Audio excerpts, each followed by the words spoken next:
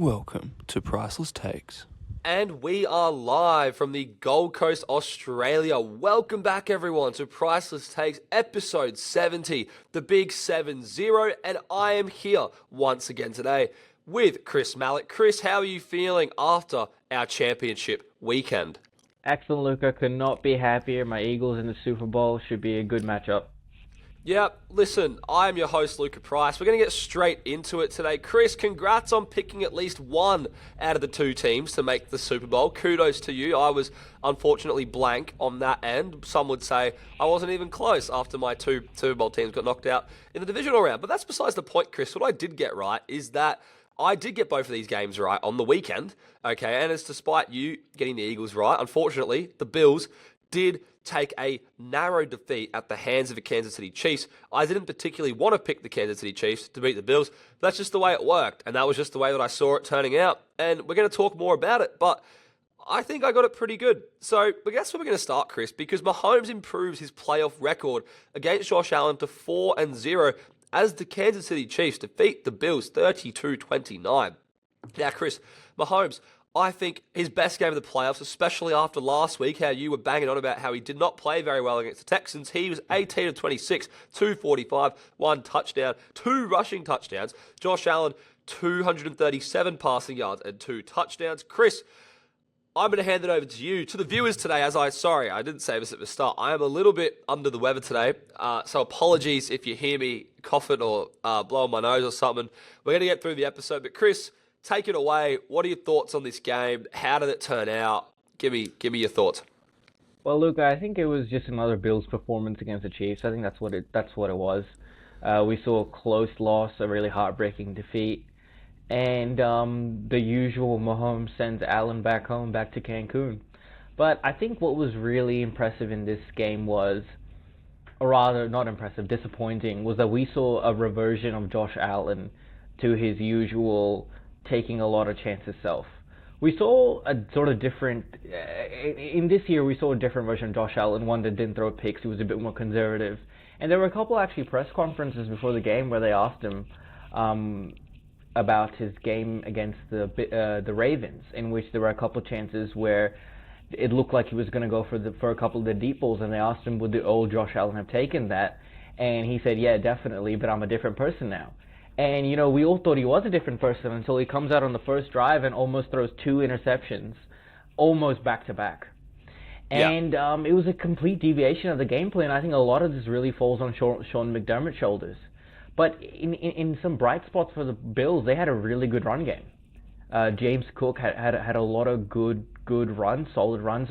He had that touchdown as well. Yeah, he was 6.5 yards per carry. That's the most the Chiefs have given up this whole season. Exactly. And I think that's a good sign for Saquon, but we'll talk about that later. Yeah. I don't know. I just can't help but think that the Bills didn't really leave it all out on the field. I think they're really disappointed in some spots. But I really want to see how you feel about Mahomes' performance, because I felt that even though the game was a victory for the Chiefs, it never really felt like they were running away with it. It always felt like that the Bills were always there, even when they scored right before halftime. So I really want to hear your thoughts on that as well. Well, Chris, that's been the Chiefs this entire season, is they haven't necessarily looked like, they're going to kill you. But really, I think that, again, for the most part, I think the Chiefs were pretty much in control for most of this game. Now, not in control like they were against the Texans or like they were in the regular season, but there wasn't really one moment where I was like, oh, the Chiefs could be in some serious trouble here. Now, in saying that, if the Bills go up, I think they would have gone up before the fumble in the on downs. If the Bills had have gone up 29-21, then it's an 8-point game. Then maybe I would have been saying, the Chiefs might be in a bit of trouble now. But the Chiefs defense, like they have all season, in the biggest moments, they stepped up. And they were looking very vulnerable at some points in the game. I will concede that. But I think both games against the Bills have been the two best showings from offenses against the Chiefs defense this entire year. And I just think that at the end of the day, when you look at those two touchdown runs by Mahomes, that was the first ever postseason game where he's had two touchdown runs ever. Okay, so 2 touchdown runs. Now, we've seen that the Chiefs have been very reluctant to run the ball, Chris, because of what happened some years ago when Mahomes hurt himself on a design run. We saw them do it last year in the Super Bowl on that 4th-and-1 play, and then we saw them do it twice in this game. And when they really needed to have it, they busted out the plays from the absolute bottom of the playbook. Honestly, on this point, I have a real bone to pick. Okay, please. And I think the reason why Mahomes got those 2 touchdowns. I don't know if you got the same feeling watching the game, but it felt like the Bills were scared to go after Mahomes. It felt like that they were scared of copying a few penalties. It did not look like. I would have much loved the Commanders' attitude that they had towards Jalen Hurts in the defensive coordinators for Washington. His name has left my mind, but he did come out and say they were going to treat Jalen Hurts like a running back. And I think when it came to Mahomes, they just didn't display that tenacity.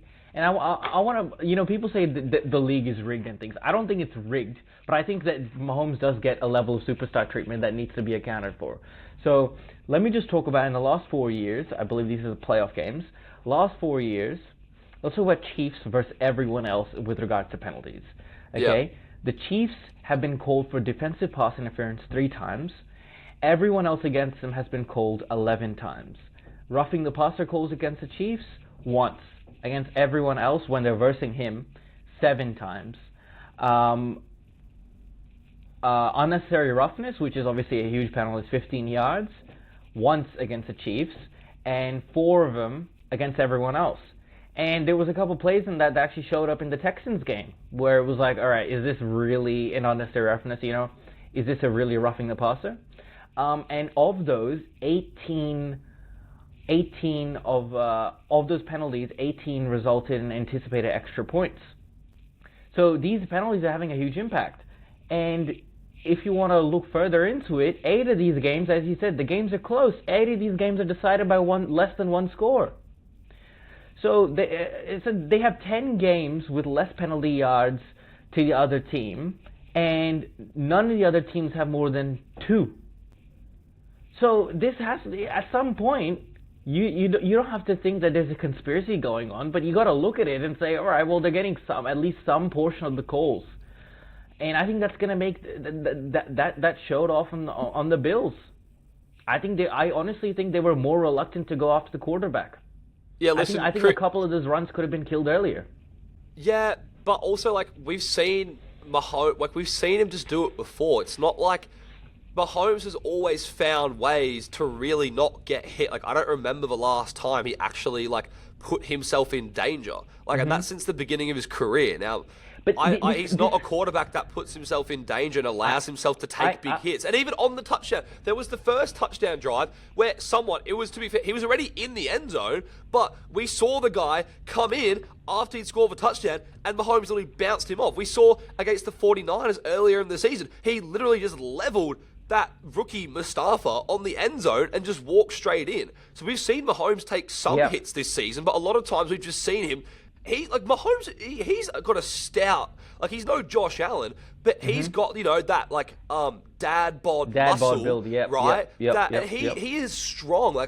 We've seen him take some hits on runs, but a lot of the times he's come out as the better man.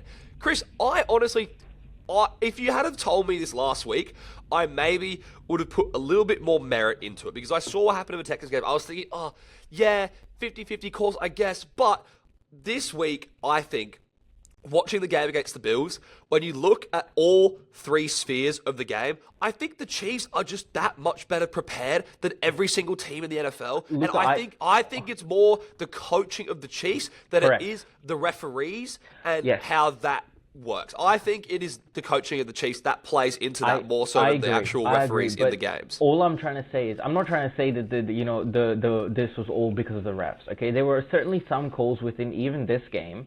Sorry, these stats are prior to last game. I just want to note that, so that doesn't include last game.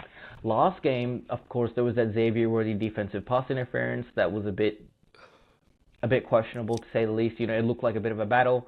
And also the other ball that dropped on the ground and was declared a catch. I'm not too sure if that was actually a catch, that did hit the ground. So there was a couple plays like that that were a bit questionable. That makes you think. And then Josh Allen crossing the first down line. I personally think he did make it in. It was a bit of a 50-50, but I do think New York reviewed that and said it didn't make it. So look, what I'm saying is when you have margins so close, these things matter. I'm a big proponent of small margins in playoff games. You probably hear me say that every single episode. Correct. And interestingly, I just want to say that your prophecy on the Bills came true, albeit one game late.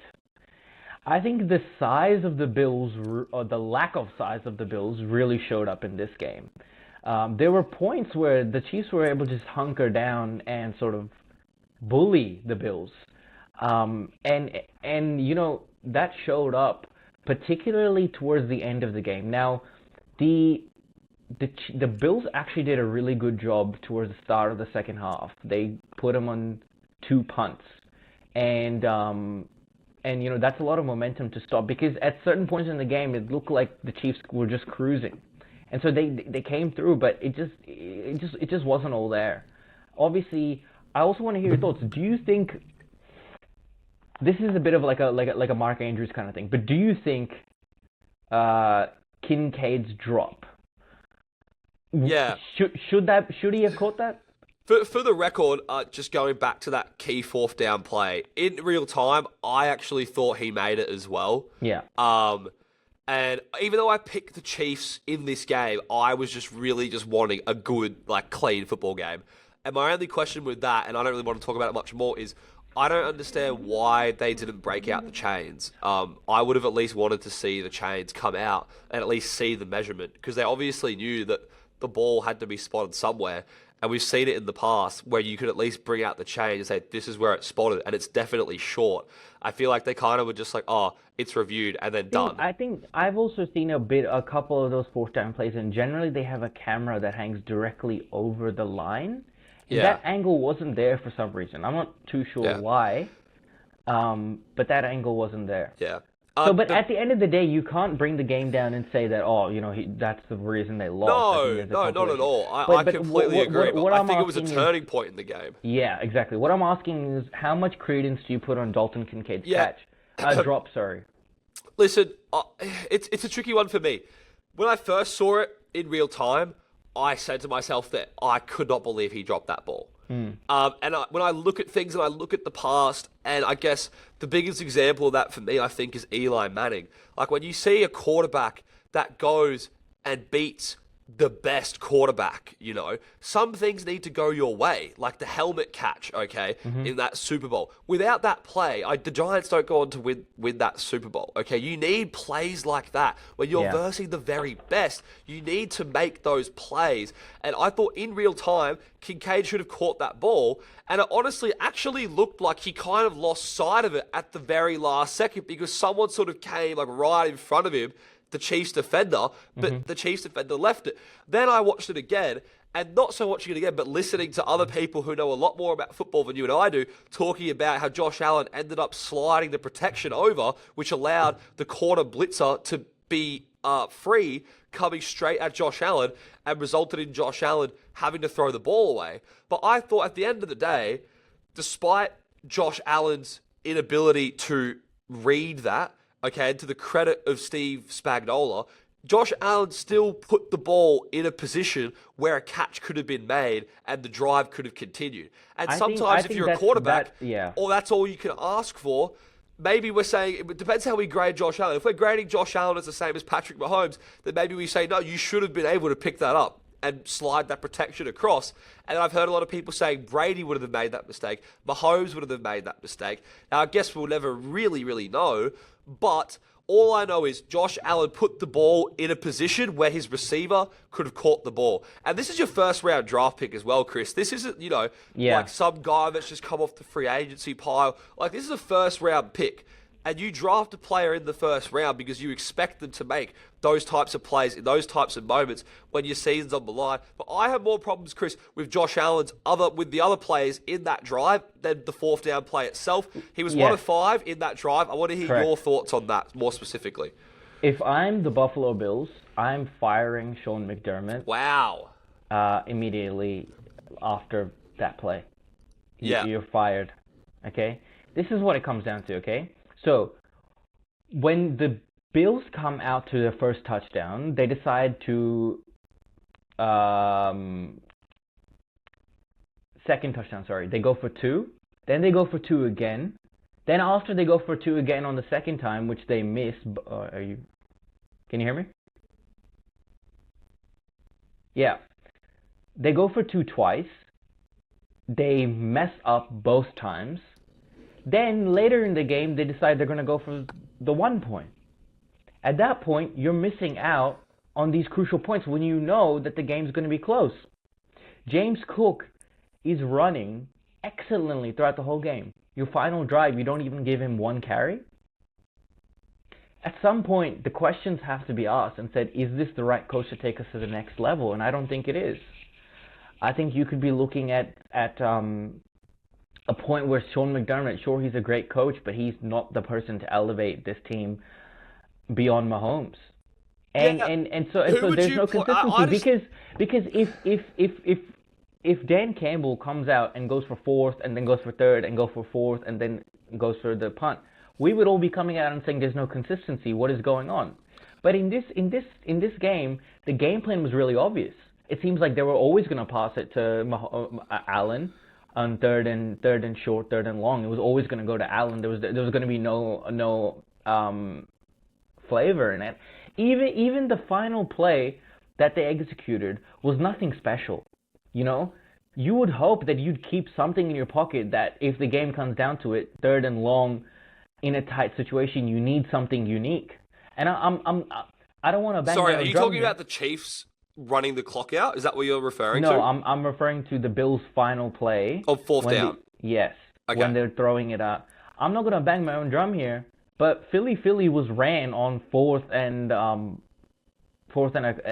a couple yards, and that was not a normal play. That's the kind of thing that confuses, because at the end of the day, just like you said, their coaching staff was so much more prepared that they brought out the cornerback rushing the quarterback, which was a play that no one had ever displayed on the Chiefs team the entire season. So you can see the levels of coaching that was happening, and they were on such a beyond level that you know, it's almost like whatever you do, the Chiefs had an answer for it.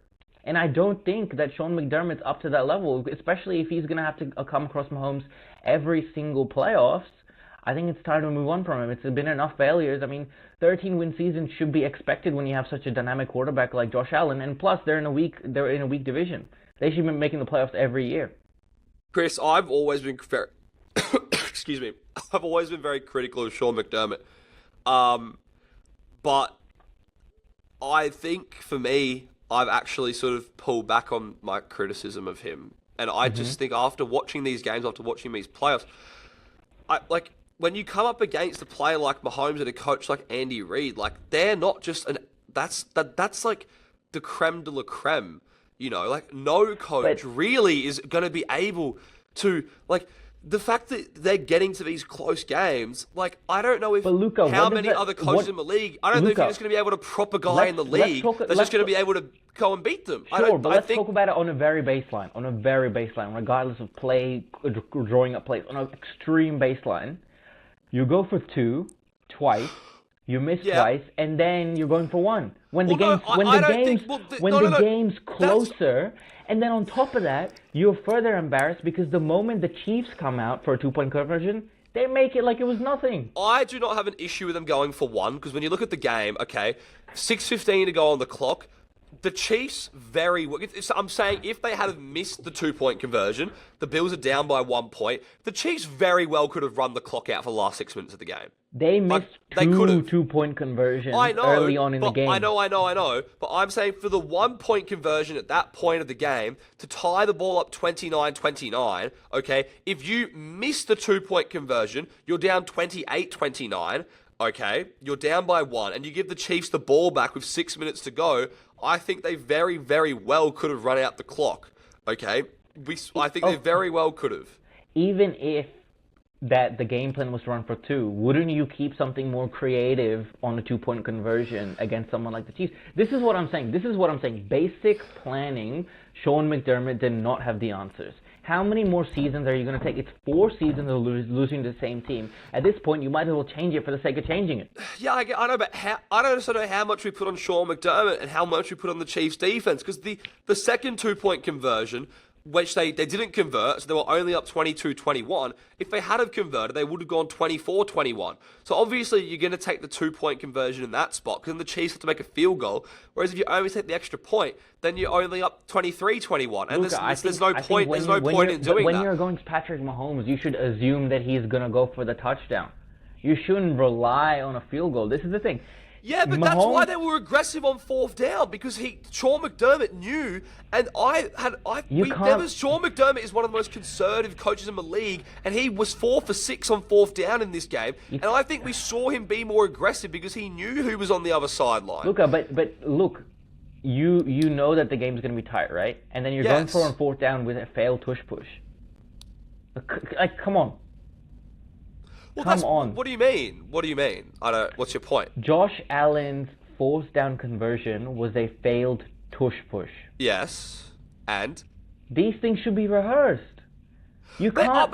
This is where I will agree with you on coaching, because they are rehearsed. But the Bills ran the tush push so many times that year, and they were like, it's unstoppable. The Chiefs had so much film on it, they were able to stop it. I agree with you from that perspective, because once the Chiefs stopped the tush push the first time, the Bills should have had something else Luka, you to run. You want me to give you a solution then? I agree with that. You fake the tush push and dump it to James Cook. The guy's cooking. Yeah, that guy is cooking. Yeah. He looks unstoppable out there. He's ripping off more runs than Kareem Hunt. Nothing is going to stop him out there. And instead, you don't even run him once on the final drive. That's I agree with that. Coaching failure. Yes, I agree with the whole James Cook thing, and it reminds me, honestly, a lot of the Ravens and what happened in the divisional game. Okay, and James Cook was cooking in that game. Okay, but I think when it comes down to it, I think you need to give a lot more credit to the Kansas City coaching staff, because it's not like it's a fluke. Okay, Chris, no team of the 8 teams that went back to back, none of them went to a Super Bowl for the 3-peat. The closest somebody has got is to the championship game. Okay, this is the first time we've seen a team put themselves in a position to actually win the 3-peat in the Super Bowl. And I think I give a lot more credit to the Kansas City coaching staff than I do to the Bills coaching. I give more credit to the Chiefs coaching than I put blame on the Bills coaching. But I do think the Bills coaching did need to be better, particularly when it was clear that Josh Allen was going left every single time, and they weren't even it wasn't really a tush push. It was kind of like a first cousin of the tush push, Chris, because it wasn't straight down the middle. He was diving left and sort of jumping over the guard on the center. It was a slightly modified version of a quarterback sneak. But look, if I'm in that position, obviously I'm not a head coach, but if I'm in that position, I'm going to run James Cook, do a fake, do something, create a trick play. These are the moments we need those things, because Steve Spagnuolo, he's going to pull something out of nowhere. Yeah, see, my biggest question, Chris, is we're talking about the Bills. So do you put more blame on the Bills coaching staff for that failed last drive, or do you put more on Josh Allen in that last drive? I don't put any of this on Josh Allen. Why? Because I don't feel Josh Allen was the reason that they lost here. I think it's a genuine accumulation of the coaching failures throughout the game. Okay? But that's what I don't get. But the coach is not the one calling the protections. I'm talking about that 4th and 5 specifically. Josh Allen calls that in real time based on what he sees. That's why I'm asking. That's not a coaching. Or maybe you could say it is a coaching point because of the film, but I don't think it is. I think in real time, Josh Allen, what are you seeing? I see this. That was wrong. Okay. So look, Josh Allen miscalled the protection. All right. Yes. But at the end of the day, he's got to be sat down and basically, this is where coaches step in. They give a bit of guidance and they tell him, look, we don't know necessarily what the play is going to be, but we know that Spagnuolo, he's going to do something different. So don't expect the expected. So look, all of this is in hindsight. But end of the day, we both agree that when you go against the Chiefs, you have to be prepared and coach in a different way. it's not. You can't run your same old, just like we covered the tush push. Yes, I think yes. You need to surprise the Chiefs because Luka, they will surprise you. I agree. Four times, I think it's over. Sean, we done it. We're finished. We're gonna take someone else now.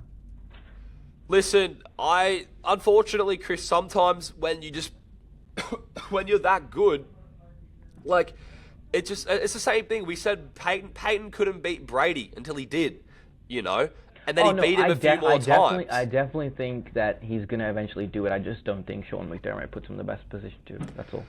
Listen, Chris, last point I want to say before we move on to your Eagles. How about Xavier Worthy, Chris? Come on. Yes, you are exactly right. Give me Xavier Worthy. What a performance by the rookie. For those of you who didn't tune into our last episode, I said I was expecting a big game from Xavier Worthy, and he showed out 6 receptions, 85 yards, and a touchdown, and a great catch. Okay, Chris, when they got the ball down to the 3-yard line, Xavier Worthy went up on a jump ball and beat out the Bills defender.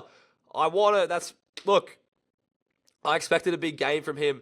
Kelsey, on the other hand, Chris, and this will, I guess, maybe segue into our final segment, didn't have a big game. He had a big play on the Chiefs' final drive when they stopped the clock, but the Bills' linebackers kept him in check for majority of the game.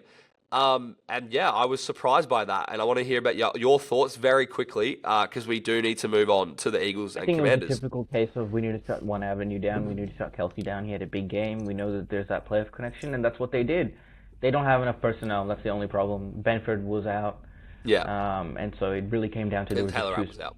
Yeah, they were just too small. Matt Milano was all right. I mean, he wasn't the greatest. Had some big plays, but they were just too small. I'm more curious as to how DeAndre Hopkins and the other receivers will be integrated into the Super Bowl performance. But I think with Mahomes at quarterback, you can pretty much sling it to anybody as long as they don't have butterfingers. Yeah. So. Yeah. I just in this game. Give me 2 seconds. Keep talking. I just think in this game it was an interesting circumstance where we saw Mahomes put up a really, really good box score, but I just don't think it felt impressive. It didn't look like typical Mahomes fashion. But yeah.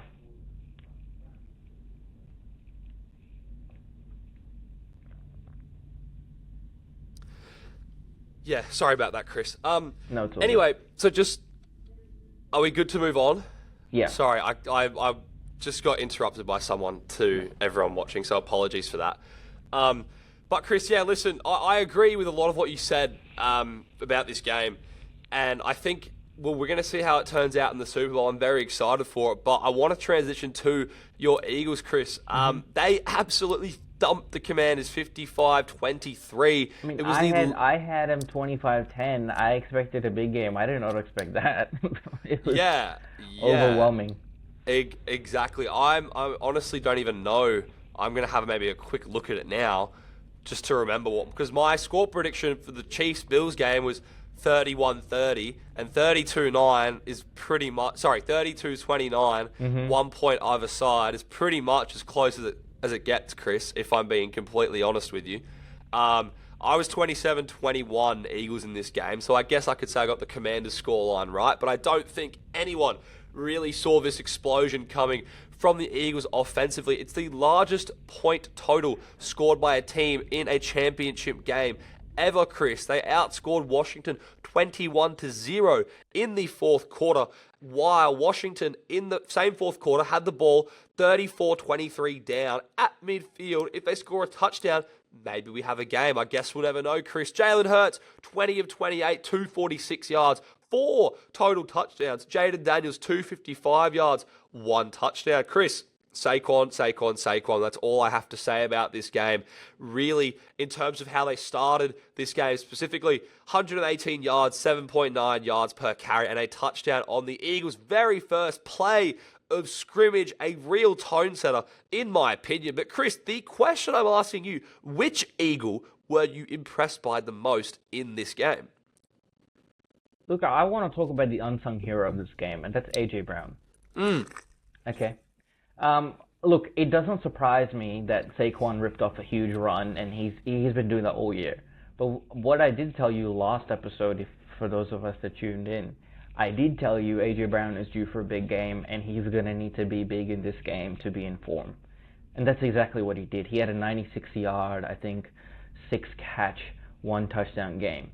So I think he goes under the radar, obviously because Saquon had such a big performance in opening drive. But I think one of the points I missed on the Bills, and I want to carry that over to the Eagles, is that just like you said, the game was pretty much declared on the first drive for both teams. Josh Allen comes out, throws almost 2 interceptions. Saquon comes out, first play, 60-yard run like it's nothing. I mean, he breaks 3 tackles or 4 tackles, something along those lines. Yeah. Runs it through, and vibes are at an all-time high. So yeah, I would say AJ Brown impressed me the most. I think him being in the good form, being in good form is going to be really, really important if the Eagles want to add a bit of that passing game. But Yeah. I'm curious to see, did you think this was just a continuation of what Saquon was doing, or was it just another step? What do you mean? Did he take it up a notch in this performance, or was he just giving you his typical 100-yard game with just a couple more touchdowns? I mean, for Saquon, I think that because he got it done early, I think that limited the amount he actually got the ball. And you look at how many yards Will Shipley ended up getting at the end of the game. He had 4 carries for 78 yards, which is just nuts.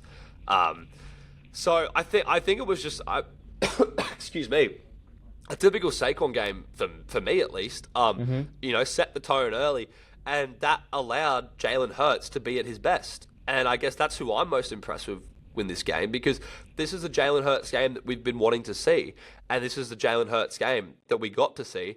And what better time to have it, Chris, than in the NFC Championship game? And you talk about AJ Brown, we saw that critical 4th and 5 conversion down the sideline, ended up going for 33 yards, and that was a huge turning point in the game when you had to have it. And we saw Jalen, like, that is a throw that if he misses, people are probably going to be talking about that throw and how he missed that. Now, I also look at the Eagles' defense and their ability to capitalize on turnovers. And the offense, Chris, they scored a touchdown on all 4 of Washington's turnovers. They won the turnover battle 28-0. And that's your ball game right there. I just want to make a point. That's exactly what I said last week. I did say that if Washington had any hope of winning, they would need to give up one of these 0-turnover, clean games. And they were just unable to do that, and they capitulated on basically all fronts. And interestingly, Jaden Daniels seemed the most prepared. It's a bit strange, but he seemed the most prepared.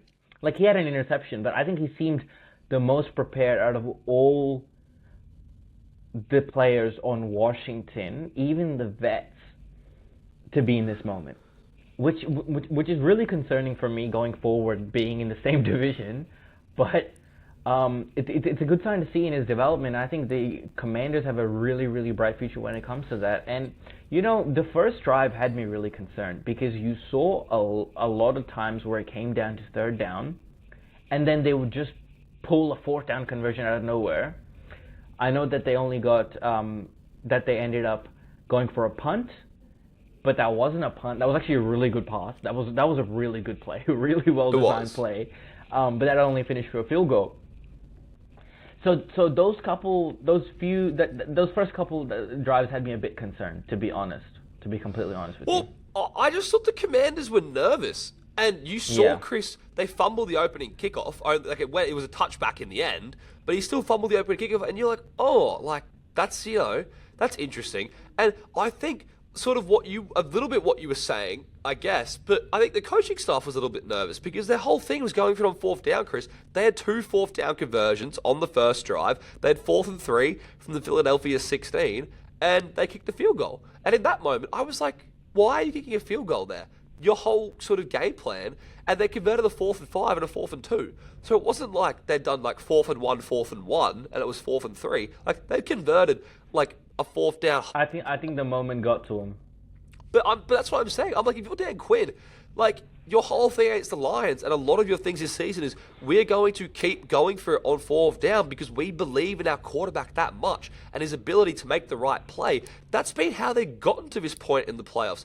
So to go away from that on the opening drive and then see what Saquon did, because I firmly believe, Chris, if Washington had have gone and scored a touchdown and Saquon, had have gone and then scored the touchdown, Washington would be saying, okay, that a part of them maybe would have expected that because, you're like, damn, that Saquon Bar, he is that good. But if our ability to get fourth down conversions and get 7 points on the board, I feel like Washington's still feeling good about themselves, Chris. But to only get the 3 points when you could have had 7 after not going for it on fourth down, seeing how Philadelphia came out and seeing how aggressive Philadelphia was, I think it really, really shot the Commanders in the heart. And timing, Chris, all turnovers aren't created equally. When they had that fumble right at the end of the second half, that absolutely killed them, Chris. It absolutely killed them. Ended up, I'm pretty sure, they were up 27-15 at the half, was it? I want to say 27-15. It was sorry, something, it was 27-15. Yeah, it would have been 30 because Philly scored back-to-back touchdowns, like Philly before they fumbled, it was 12-20. We see, it might only be 27-20 at the half, okay? Or it could even be 20-20 The interesting if they thing stop is Philadelphia. the game was 27-15 at half, but it felt like a 30-point game. It just, like you talk about teams being in control, it felt like the Eagles were in control for a lot of it. Yeah, listen, I do agree, Chris. Do you have any final thoughts before we go on to our early Super Bowl preview? No, I think the Eagles, we talk about peaking, particularly with the Ravens and things. We talked about peak. I think they're peaking at exactly the right time. I think they bring that steely attitude towards the moment. I don't think the moment's going to be too big for them. They've already been on the stage, and I think they've versed Patrick Mahomes plenty of times before. So I think they're built for the moment, and it should be impressive. We shouldn't see any of this nervous jitters that we see from a couple of the teams going against the Chiefs. Yeah, listen, Chris, I completely agree. We're going to move on to our early Super Bowl prediction. I want to get your thoughts. Actually, Chris, before I say that, because when we did our earlier predictions, okay, you had Bills and Eagles, and you had it really. You said you didn't know who was going to win. You couldn't give me a definitive answer of who you thought was going to win the Super Bowl. And now, I guess my question is: are you of that same mindset, or what did you see from both of these teams this weekend that has changed your opinion? Obviously, these aren't your official predictions. I will say that. So you're not locked in to anything that you say now. This is really just from the weekend. Who do you think is in a better position for this Super Bowl matchup? Look, I think the Eagles are much better positioned simply in the matter of which they won. This is not like biased or anything. Like, genuinely, it's just the way they won was so much more grandiose and so much more dominant. Even towards the final couple plays, Mahomes looked like he could be defeated. I think that's a good thing. I think simply the rosters are just way, way outmatched in terms of offensive lines and things like that. We actually saw Joe Tooney do a great job at left tackle. I would also like to note that. But I think that's not going to hold up extremely well against the Eagles' defensive line. I just think that, the only place where it really matters for the Chiefs in terms of where they outmatch the Eagles is the head coach and player connection. I think it's just vastly superior than anything Sirianni and Hurts. Head coach and player connection, or head coach and quarterback connection? Quarterback is what I meant. Yeah. Okay. It's vastly better than Sirianni and Hurts, regardless of what I want to feel in my heart.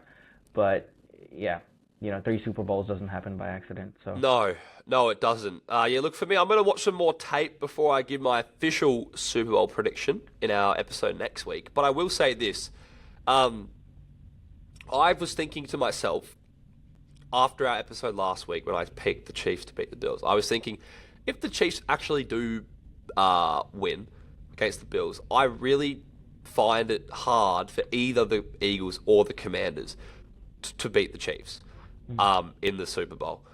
And I guess it was sort of similar to how I was like, no matter who wins out of the Ravens and the Bills, that team's going to beat the Chiefs. And based on that game, I was like, the Bills didn't actually really impress me that well. I think the Chiefs are going to win. Right now, I'm leaning more towards Philadelphia. And purely just because I saw how well James Cook played in that game, And I look at how well Saquon's been playing, and I think that could be very dangerous for the Chiefs. And we saw in the last Super Bowl against the Chiefs, Philadelphia did not have a machine like Luka, Saquon Barkley. And just I'm a leading small note Philadelphia here. right now. Just a small note here, if you want to bring up the meta coaching. There's no doubt in my mind that the coaches were watching the Philadelphia game. I would have much loved if the NFC game was after the AFC game, but the NFC game was before. And so there could be some aspect to it where they decided we will let James Cook, because James Cook is a running back, he's a good one, he's not a great one in terms of the league's running backs.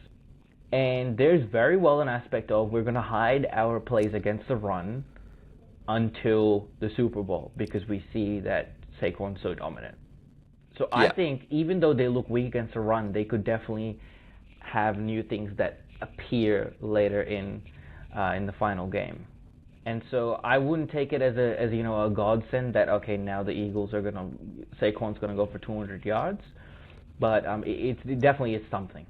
Yeah, listen, all I know is as well, Chris, I think if Jalen Hurts has the game he had on the weekend, and he has that same game in the Super Bowl, I think the Eagles win the Super Bowl. I think if that's how well Jalen Hurts, because last year we sort of saw Jalen Hurts play that well. Sorry, last Super Bowl, we saw Jalen Hurts play that well, but I felt like there was no real room for error for Jalen Hurts, and he had that fumble, which you could say cost him the game. You could say it didn't.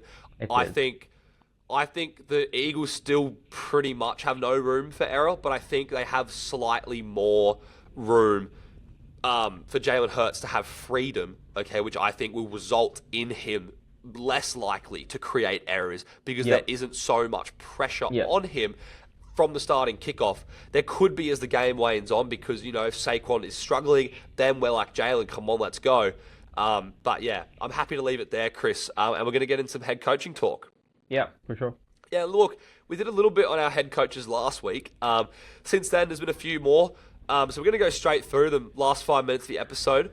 A bit of quick fire here. So, Chris, hires so far. Bucks OC, Liam Cohen to the Jags. Cowboys, OC Brian Schottenheimer, I don't know quite how you say his name, hired by the Cowboys. They also hired Matt Eberflus as their DC today. Vrabel to the Patriots. And Saints still haven't hired anyone. Chris, which hire? And Luka, you're missing one. Pete Carroll to the Raiders. Oh, yes, of course. My apologies. I did miss Pete Carroll to the Raiders. Chris, which hire have you liked the most so far? From this bunch or overall? If you want to include the two we talked about last week, then yeah, sure. I still like Aaron Glenn. I think he came out with a couple of good statements today saying, Aaron Rodgers is not the team. I'm here for the team. And he did a lot more with less pieces, but now he's got a lot of good pieces in New York. I don't know about the Schottenheimer hire. Jerry Jones came out with a press conference about a day ago, and you should probably watch it. It's one of the strangest things I think I've ever seen. Yeah. He's coming out saying Schottenheimer's 50, he's a pup. He's doing this for daddy. I mean, come on. Like, Jerry is so full of himself and so, self-fulfilling. It's almost gluttonous. He's coming out and talking about how Schottenheimer defers to his superiors, and that's like one of the best traits about him. I mean, come on. Cowboys need a culture change. They need something to really flip. And frankly, if there's going to be another person who's in the head coaching position that sucks up to Jerry Jones, I don't think they're going anywhere, which is good for my Eagles. But they are the biggest franchise, and I don't think that's going to help them anymore. With regards to Eberflus, I mean, he didn't have the greatest record as a head coach. Granted, he didn't have the best situation. I'm not exactly familiar with his experience as a DC. He was the Colts DC before he got the Bears job. From when though? Because I don't know. I don't know the exact dates when to 2021. This is the issue. When you don't have a good team, regardless of the performances of the defense or some of the offense, it just goes under the radar. So honestly, I'm willing to give him the blank on that because Eberflus, he got given Caleb Williams, who's an offensive weapon.